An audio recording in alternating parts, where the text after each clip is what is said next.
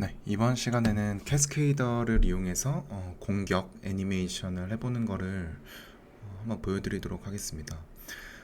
좀 저도 캐스케이더가 아직 익숙진 않아서 좀 많이 아직 공부하고 있는 단계인데 한번 이제 두 캐릭터가 서로 대치하는 액션을 한번 만들어 봤고요.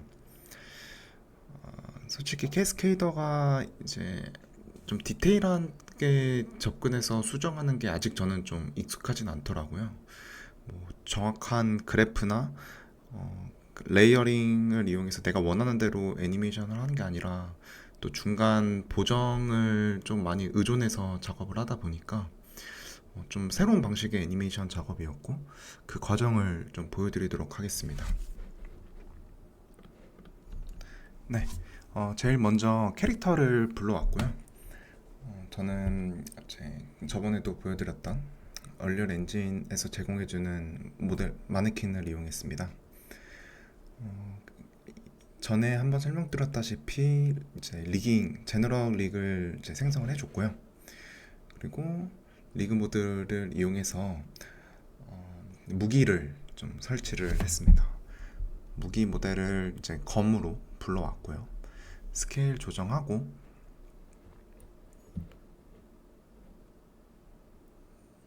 네, 스케일 조정해서 칼 위치에 맞추고 웨폰 R이라는 소켓에 어, 링크를 걸어주는 방식으로 접근을 했습니다.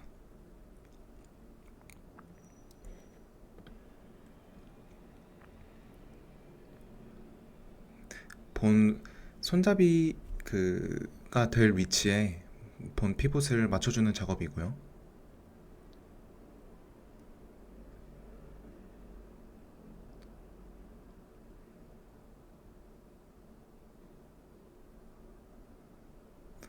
그리고 저는 본을 하나 더 추가를 해서 어, 그 본의 끝 지점과 이제 손잡이 피봇 지점을 일치시키도록 작업을 했습니다.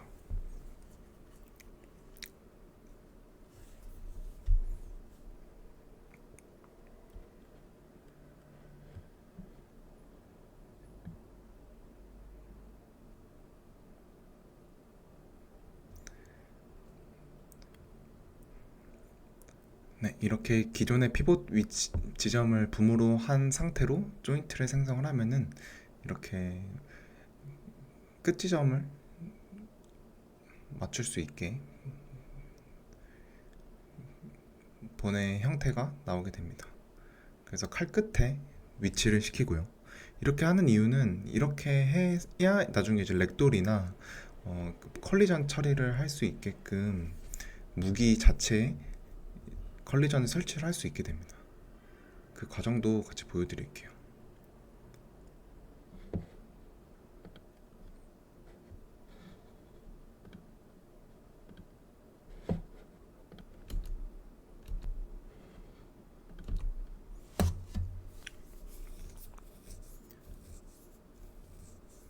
네, 이렇게 피직을 설치를 하고요.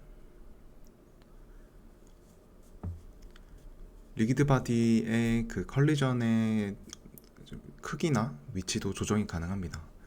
이렇게 되면 나중에 뭐 무기를 떨어뜨리거나 무기를 바닥에 떨어뜨리고 뭐 무기가 바디 컬리전에 뚫리지 않게끔 한다던가 이런 자동 시스템에 영향을 주기 때문에 이 작업도 꼭 해주시는 게 좋아요. 자동으로 생성되는 부분이 명확하지가 않아서 이 부분은 수작업으로 해주셔야 됩니다.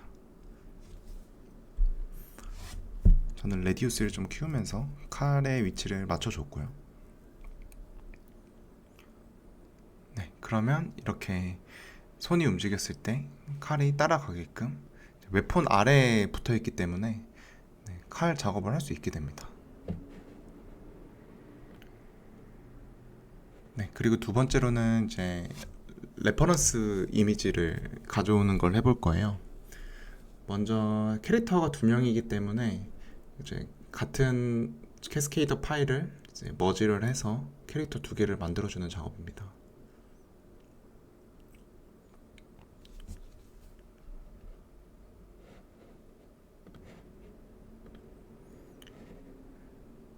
캐릭터 이렇게 두 캐릭터가 모두 다 오토 포징이 가능한 상태가 되었고요. 그리고 레퍼런스 이미지를 파일에서 가져오게 됩니다. 어느 프레임부터 가져올지도 설정이 가능하고요. 이렇게 로드 비디오를 하게 되면은 뒤에 이제 레퍼런스를 참고할 수 있게끔 플레인이 뜹니다. 저는 스케일을 키워줬고요.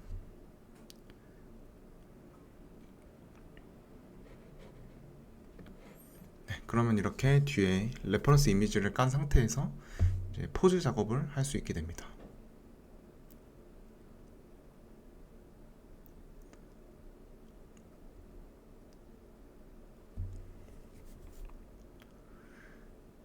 네, 이 상태에서 이제 포즈 작업을 이제 시작을 합니다. 근데 제일 먼저 중요한 거는 무기 이제 양손을 잡는 무기이기 때문에 그 왼손이 무기를 따라갈 수 있게끔 해줘야 돼서 그 부분도 같이 보여드릴게요. 네, 이렇게 지금 오른손이 무기가 잘 따라가지만 왼손이 무기를 따라가지 않기 때문에 왼손의 본과 그 무기본을 잡고 컨스트레인 포인트를 걸어줍니다. 그리고 드라이버 오브젝트는 웨폰 아래에 붙여주면은 이렇게 컨스트레인 옵션에 그 웨폰 R을 설정할 수 있게끔 되어 있어요. 그래서 왼손은 무기를 따라가고 오른손을 움직이면 왼손은 따라가고, 그리고 이것도 애니메이션으로 뭐 어느 타이밍에 뺄지 다 수정이 가능합니다. 네, 그리고 나서부터는 이렇게 포즈를 이제 메인 키 포즈 그리고 중간 포즈를 이제 가장 적합한 타이밍에 맞춰서 포즈 작업을 해줍니다. 이때 오토 포즈 기능을 활용해서 조금 더 자동으로 보정을 해주는 그 설정을 좀 많이 이용을 했고요.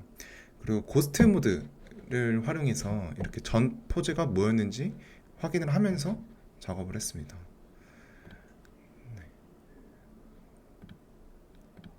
그래서 팔이 꺾이지 않게, 너무 허리가 꺾이지 않게끔 작업을 했고요.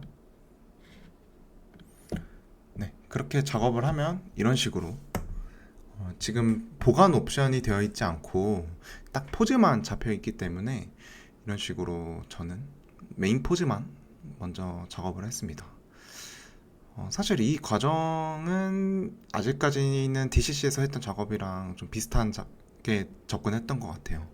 사실 포즈를 좀 어느 정도 뭐 오른손으로 움직였을 때 다른 이제 부위들이 그 움직임에 맞춰서 어울리게끔 작업해주는 그 오토 포징 기술만 이제 들어간 케이스고요.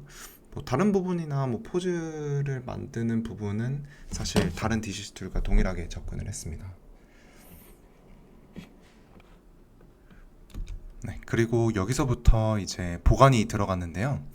사실 뭐 타이밍이나 이런 부분이 아직 전혀 고려가 되지 않고 작업이 됐기 때문에 뭐 아직 되게 움직임이 리니어하고 중간에 좀 많이 손봐야 되는 게 많이 보입니다.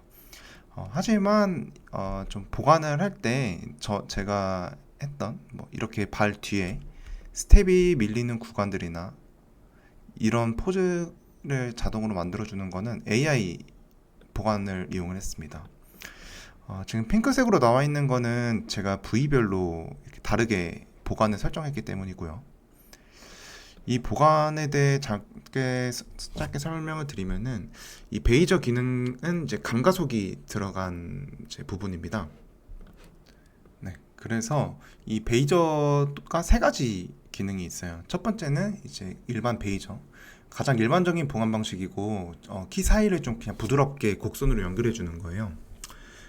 되게 일반적인 베이저 기능이라고 보시면 되고, 그리고 베이저 비스커스라는 기능은 이제 관성이 조금 들어가 있는 부분이 있어요. 그래서 되게 좀 급격하게 속도가 좀 줄어드는 기능이 있고, 그래서 되게 좀 무게감 있는 액션에 좀 어울리는 이제 그래프입니다.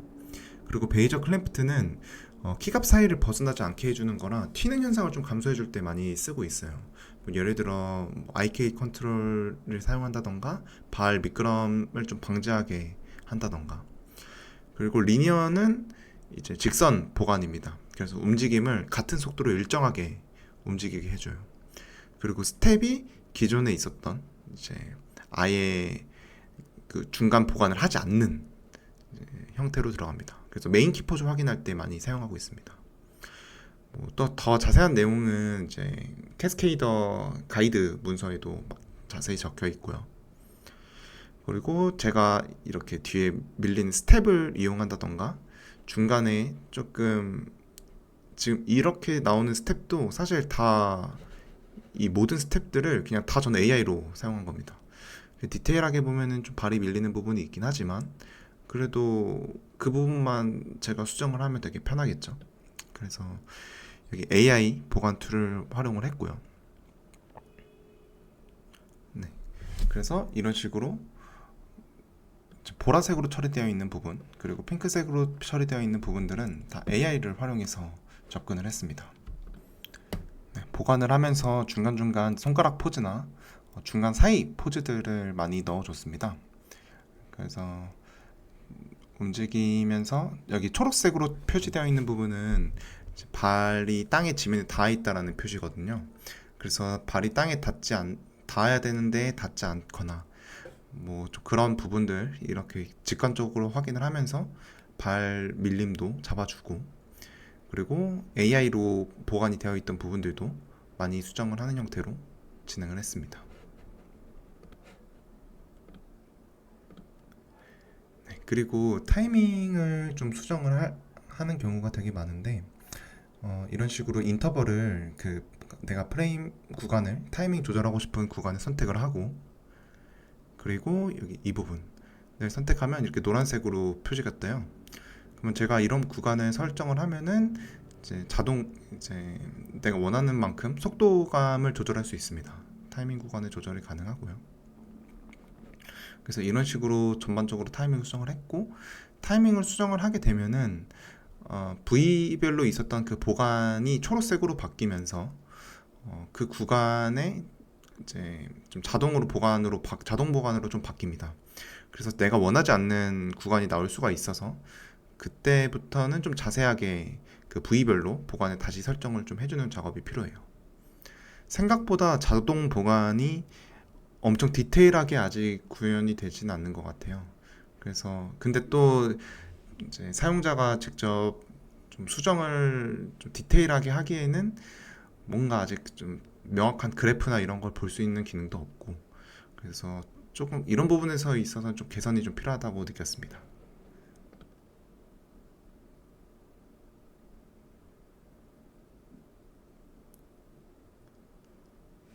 네, 이런 식으로 보관을 계속 수정을 하면서 좀 튀는 구간을 없애고 어느 구간은 리니어하게 어느 구간은 조금 베이저를 활용해서 이런 식으로 발 밀림과 떨림 그런 부분을 계속 베이저를 선택을 하면서 수정을 했습니다.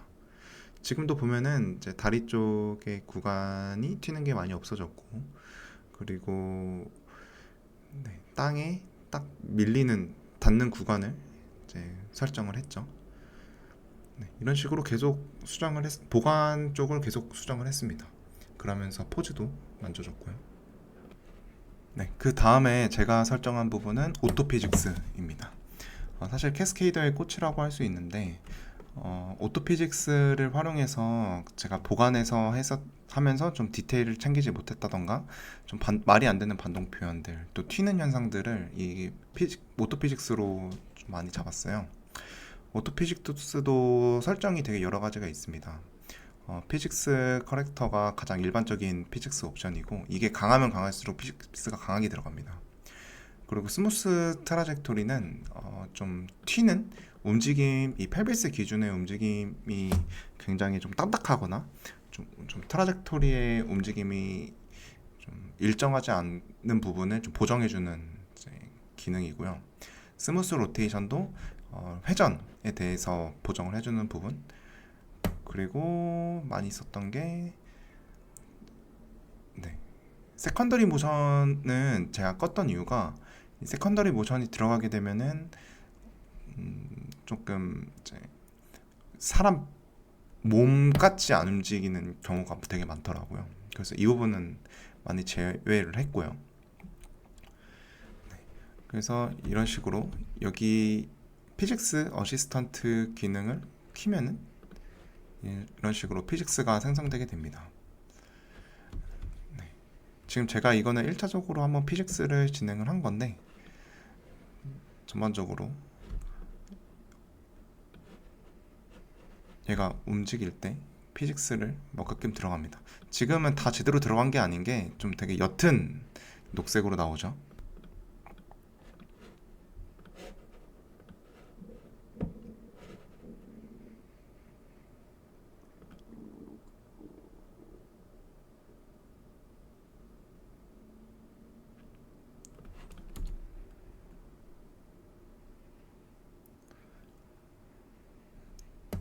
네, 그래서 이렇게 초록색 부분은 오토피직스, 그리고 회색 구간은 오토피직스가 적용되지 않은 상태인데요. 전반적으로 이제 몸의 움직임과 그런 부분에 맞춰서 반동을 얘가 알아서 넣어주게 됩니다.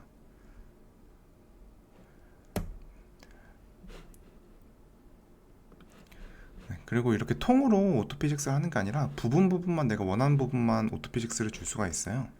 워크원 인터벌을 누르시고 내가 딱 원하는 구간만 선택한 뒤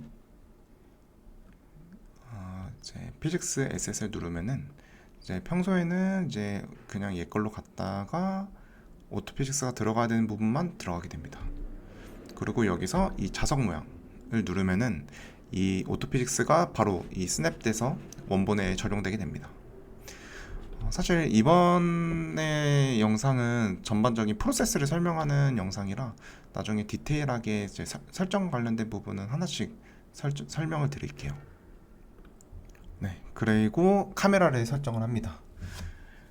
카메라 작업은 뭐 사실 DCC로 맥스나 마이에서 했던 거랑 방식은 뭐 변함이 없고요.